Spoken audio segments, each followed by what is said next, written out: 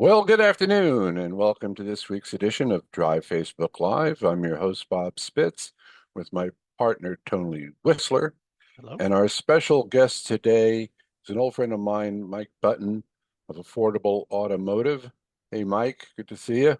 Guys, how are you? Oh, good. Mike, for those on the call that may not know you, why don't you introduce yourself, where your shop's located, and the kind of work you do, that kind of thing?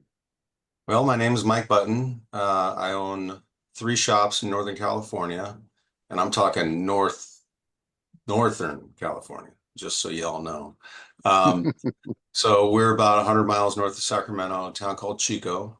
My three shops are Affordable Automotive. I've had that for 28 years. Affordable Automotive West, which is about 3 miles away, and I bought that or opened it in 2018. And then my third shop I acquired in July of 22, and that one's called Chico Auto Care Ace Radiator. And they're a general repair shop. All three are general repair. We work on pretty much everything. Um, I think we're up to 26 employees. Um, we have a steady stream of clientele. We've been voted best of Chico for 10 years in a row now. Um, I've been with Drive, my gosh, since I think 2002, somewhere in there.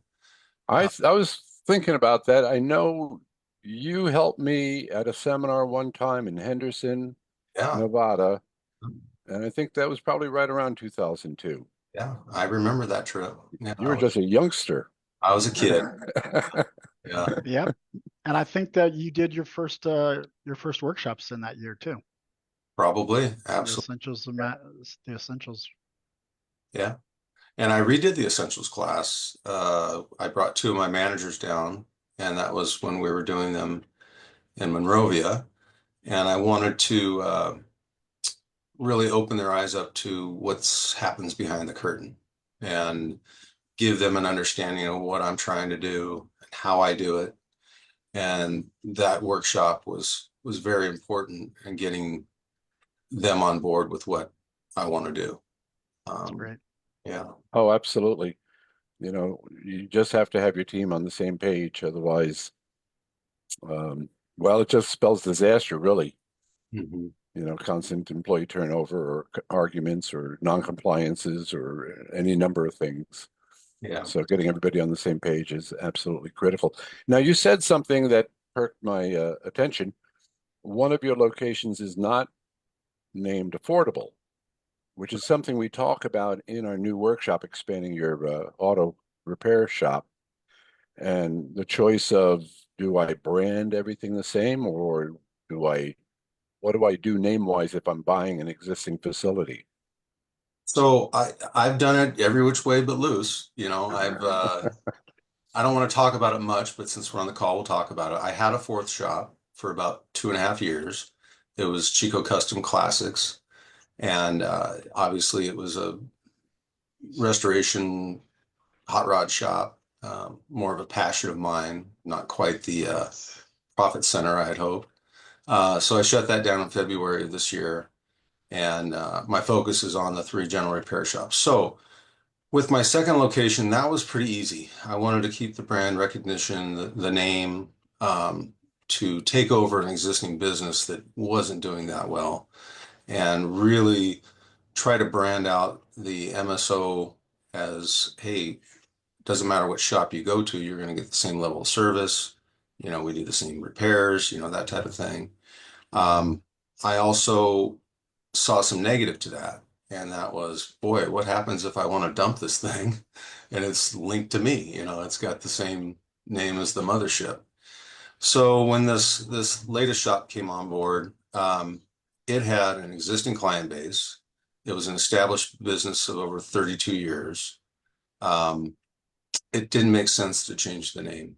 The people that work there had been there for a long time. One of my employees has been there for over 20 years, and I wanted to keep that name going. Yeah, the Uh, continuity. yeah, I did redo the logo, and I kept or adopted our color combination to the logo and to the facility. When I build out the shops, the exterior, they all look very similar. If you drive by one, Sorry, is the logo familiar? Like if you look at it, you go, oh, that reminds me of Affordable. it has Or some would there be a similarities. connection there? Huh? Yeah, yeah, it has some similarities. Like I said, that the color scheme, our warranty, our slogan, those things are added to that name. And so it's now the Affordable Automotive family of shops. And that's how we brand it also. Of course, the manager there calls it my stepchild, but I think he just wants me there more often. Uh, but yeah, that was kind of my vision when I decided to expand and open the second shop was how do I make this cohesive and keep them from competing against each other and letting my customer base or the whole community know that it's me. It's me in 2 locations. Now it's me in 3 locations. So they can feel that level of trust and comfort when they see our name. Well, as I told J.R. Luna, I said, you should get a picture of yourself and your wife and Rita, a nice, beautiful, well done picture, and make sure that that's in the waiting area. And Yes. everybody knows Yeah. this is one of your shops. Yeah. And our most recent PR move is we're going to be doing a car giveaway on December 20th. And I really wanted to make sure that all locations were included in that car giveaway so people could see that, we're giving back to the community and it's a collaborative effort and it's all the shops combined. And I think it'll hit pretty far. I think we'll be able to get good traction out of that. You want Right. to say anything about the car giveaway to the people who might be watching in your area? Yeah, so this came up with Drive years and years and years ago, and I believe it was Wheels to Prosper. Yeah. Mhm. And shop owners from across the United States, we all know that cars end up on our lots that either customers don't want to fix or they can't afford to fix. And we have an opportunity and the means to get them up and going. And we've had a few that were almost the right car. And this one was the right car. And I thought, now is the time to do it. I really I want to give one away every year. And I've been wanting to do that for a long time. So it's some work, getting the car fixes. That's the easy part. It's putting together the marketing pieces and the reach out and, setting it up online and all those pieces. But we're 90% complete. We'll probably go live with the marketing pieces early next week. And yeah, we'll see where it takes us. Yeah, Very absolutely. It cool. was a very successful program for a lot of years. It's kind of faded out a bit, but I know like Mark Probst in Illinois, he had some very successful car giveaways, and same thing with Peyton Knight in New Jersey, Peyton and Nancy. They got some wonderful coverage from local television and radio, and it did wonders for their image and their public relations. So I Yeah. applaud you. It's a great thing to do. Um, And it's and great for the person who gets the yeah, car. Like Yeah. sometimes I've heard some really wonderful stories about people who are really doing good work in their community or trying to like nurses or something and they don't have a car and you're helping an individual to do something to make their lives better too. That's great.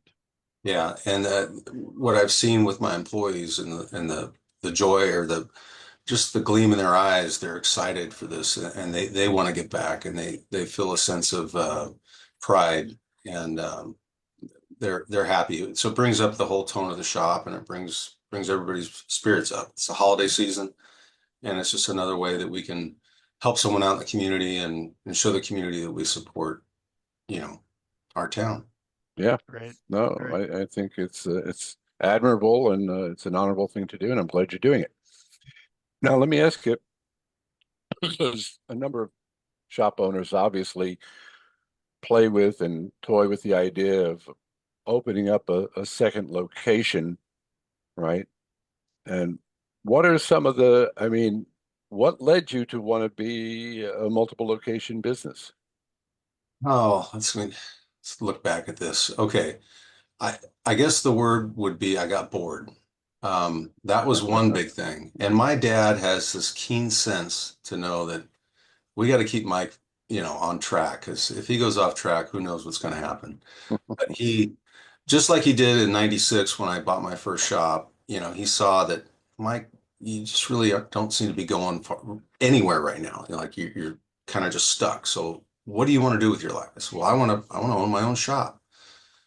3 weeks later, I had my own shop at 23, and it wasn't because daddy bought me a shop. It was because dad said, if you want a shop, go ask your friend's parents for money. Maybe they'll loan it to you. And that went over great, right? But no, he took out a third mortgage on the house. I think he was paying Vito, 30% interest or something. Anyway, I was able to pay him back right away. So the second opportunity showed up. And of course, instead of a classified ad in a newspaper like the first shop, this was a Craigslist ad. And dad showed it to me and he says, what do you think of this? And I said, wow, that that that's pretty cool. I think I'd like to do that. And at the time, I was fortunate. I was having one of my managers returning from an injury, and he was coming back to work, and I didn't have a place for him at the time. So I found a place for him, and as well as some other employees that I had to spare. So it was an opportunity to expand. It was an opportunity to grow and to challenge myself. Um, but yeah, I had things pretty dialed at the main location, and I was kind of waiting for the next thing. And my dad saw it in me. He's like, "Okay, you need another challenge." You need a new game. Yep, new game. Absolutely. Yeah, sadly, we've watched shop owners get to that point of an operational shop, get bored, and then go back into their well-run shop and mess it up just to have something to do. Yep. And I Almost subconsciously. oh yeah, yeah. I've sat in classrooms over the years with Drive and watched guys go from the top. Wouldn't say all the way to the bottom, but they make their life a lot harder than they needed to. And Yeah. I don't want to feel that pain. So yeah, so that was in 18. And then this latest one, I got a phone call one Monday morning, and the previous owner was a mentor to me when I was starting out, and I've known him for years. And he ran a really good shop and all word of mouth and just really great guy. And he says, Mike, I want out. I just want out. I'm tired of dealing with employees, tired of dealing with customers. And he says, I'll make you a deal you can't refuse. And sure enough, he made me a deal I couldn't refuse. So uh, we're here today. That's great. Now, Now, are all three stores in Chico? Yeah. Yeah. So the two first locations are exactly 3 miles apart from each other. And then the third location is right in the middle. So during the week, which we only work 4 days a week, we're Monday through Thursday shops. I drive in a circle, a 3 mile circle, and I pass by that shop every day. I mean, I go to every shop every day. The second location I don't spend nearly as much time in because they don't really want me there. Um, but yeah, it's every day is a challenge, and I enjoy the challenge. When I drive to work, I figure something there's going to be something there that I can help fix, and I enjoy doing that.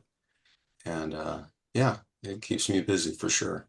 so Yeah. I have a question. Do you have, obviously getting in the first shop operational can take some time Mhm. depending on the individual, but once you have that fully operational and you have your playbook and you have everything in writing, how long does it take to get the next shop or the next shop to where they're making you the net profit, they're making you the build hours, and you're pulling in, your capital gains money there, and and it's just operating. Well, to get the first shop operational, it was a slow go for me. You can ask some of my former consultants. They would give me all the tools I needed, and I'd pick up one or two and play with them for a little bit and see the growth. And then I figured, man, I should just pick them all up.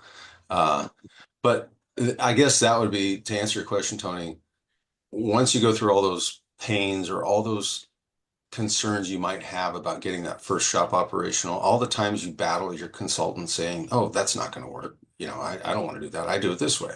Once you get past all that, the next shop is so much easier because you already have the proof. You've already proved it to yourself that if I follow this formula, if I use these tools the way they're meant to be used, this stuff's going to happen quick.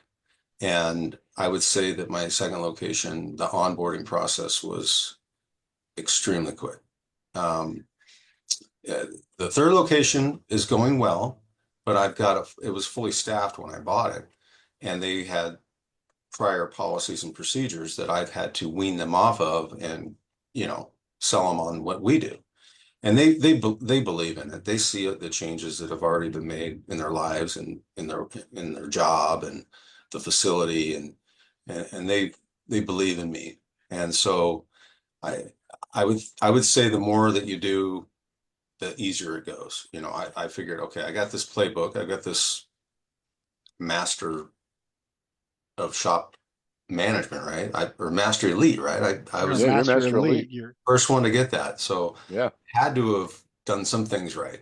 So if I apply these things, what I've learned at these other locations, it should go pretty quick. But yeah, and I'm fortunate to have, you know, three really great managers that we all work side by side and help each other out, put our heads together and come up with better ways of doing things. And yeah, it's been a great ride.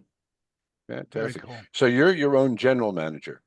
Right now I am, yes. I've seen other shops, other MSOs where they have general managers in place that do X, Y, and Z, which right now I enjoy doing X, Y, and Z. And I'm sure that there are going to be times or, you know, a time where I'm going to want to turn some of that stuff over. But right now, especially with this latest shop being a little fresh, that I think it needs a little bit more of my attention to get it really, you know, foundationally concrete and solid before I go off and do whatever's next. But I have interviewed some general managers that are currently working in auto repair and that are handling 4, 5, 6 shops, kind of picking their brains, figuring out, okay, what do you do on your day to day? And so I'm kind of building out a job description for my potential hire down the road.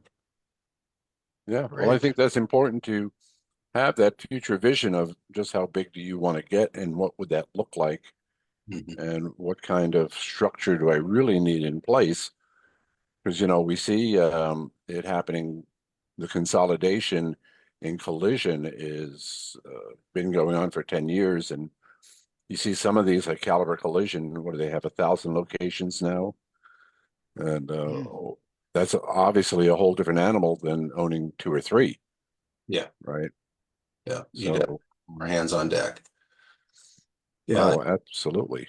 And what I'm doing right now, I mean, it fits my lifestyle. It fits what I want in my life. I don't want any more shops. I tease my employees when I say, "Oh, guess what Mike did today?" He bought Thing another out of their shop. mouth was, "You didn't buy another shop, did you?" So I'm very happy with what I have right now. I don't see that changing anytime soon. I'm 51. Um, I see guys work themselves till they're, you know, 65, 70, and they're not enjoying life. I think that I can set this up to where I still have enough on the other end to enjoy my life outside the shop and not be so stuck into the business. So what Yeah, do you do no. outside the shop nowadays? Well, try to travel the best as much as I can. I'm be heading down to Mexico next week, um, down to Zihuatanejo, and then I go to Alaska at least once or twice a year to fish. Um, you know, travel and golf mainly. Um, Golf. I do enjoy home improvement projects. I do some of those with my kids. Oh, My, yeah. How are the kids? they're doing good. Well, of course, They're yeah, not kids anymore. yeah, 19, 20, and 22. That's they just act like kids. But yeah, they're doing well. Yeah. Yeah. None of them are interested in the shop, I which was going to ask that. Yeah. I think is probably a good thing at this point. Yeah. Well, that happens. You have some friends watching. Dennis Cudiu says hi. Hey, Dennis. And Hector from Hector's Auto Repair. Oh, yeah. John Starkey from he came off the surfboard to say hello. And Mark Graham from Mark's Mobile Mark. Yep. And Brandon and Kelsey of Performance Automotive. They're all watching and cheering you on. Yay. Hear me yap. Yeah. Now, let me ask you this question, because I know this is a concern and I've seen it handled very poorly in the past because of the ongoing forever situation of I can't find any good people, Mhm. right? This is not something new in our industry. It's been going on as long as I've been in the industry. What are the steps you took? Because that can be a little scary. Okay, I'm going to go to a second location. I've got to have people, and I can't rob Peter to pay Paul. I can't take my best people out of my main location. That's suicidal. Yeah. Well, it's a timely question, Bob. I don't know if you want a shameless plug for what I did, but I reached out to a company that, and for those that are out there, I don't think it's a problem mentioning. It's called Auto Shop Media. They found a new way to attract technicians, and it was very, very, very effective. I have never seen anything work the way this thing worked.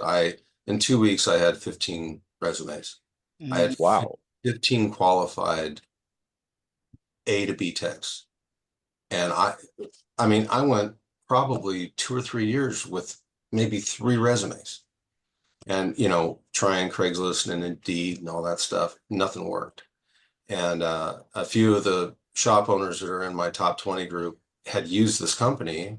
And I said, what the heck? I'll give it a shot. Blew my socks off. I had to shut it off because I was getting so many and I'd filled 3 positions with it within a couple of weeks. Wow. Now, what's the name of the It's called Auto Shop Media. Auto Shop Media? Yeah.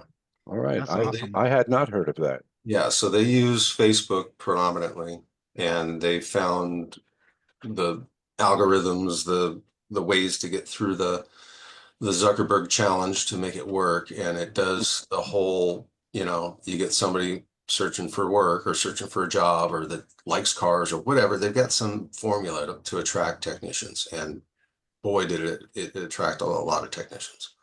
That's great. Yeah, fantastic. I used to, when we, in the old seminar days that you remember, and when I was hearing so much grousing about, I can't find a tech, can't find a tech, can't find good people. And I would tell that story of the head of General Motors dealership network said we're going to be short 58,000 technicians in the network this year. And I'd ask everybody, what year did he say that? And nobody would ever get it right because it was 1958. It's just you got to know how to do it, and you got to have the right facility, and you got to be, on your game, Yeah. and then you can attract the right people. It was a pivot from marketing for customers and cars to marketing for employees, That's right. Yep. allocating X amount of dollars every year. This is what we need to do. Along with, the recruiting part of things, it's building your team from within and finding those just good people. May not have the skills or the experience just yet, but these people have the core values that line up with what you have, and then train them, get them with a master tech, build them up. And those are the ones that have been great for us as well. I'm a board member for the advisory board at the college. The community college has an automotive program. And I stick close to those instructors, and I like to kind of ask them who their top, tech, students are so I can interview them and kind of check in on them and that kind of stuff. And I've hired, I think, at least 4, maybe 5 technicians out of the community college, and a couple of them have left, but a couple of them we've built up to be really good technicians that are wanting to become master techs.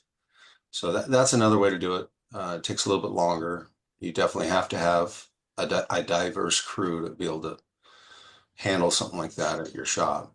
But that's worked well for us. And continuing training, has to be obviously a part of that if you're going to bring somebody in who's Yes. really green. But that's what we always recommend, right? You recruit and you hire and you keep the training going. Yep. Make sure the onboarding is solid.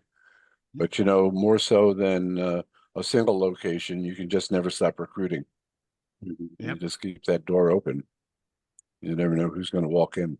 And speaking of training, I didn't quite do an official survey, but when I'm interviewing these applicants from, up to 80 to 100 miles away, one of their concerns or one of their questions was, what kind of training do you offer at your shop? So the technicians are hungry for it. It doesn't matter if it's your town or another town. It's an industry want right now. Yeah. Desire. So we got to provide it for them. Well, you've been in this game a long time, Mike, and there's never been a time where the technology of cars, of automobiles, has been stagnant. It's always advancing. In the last 10 years, it's advanced so fast that if you don't stay on top of your training, you're going to end up working in a restoration shop, right? Is this a carburetor? What is this thing? Yeah. Good luck finding parts How for it. does that work?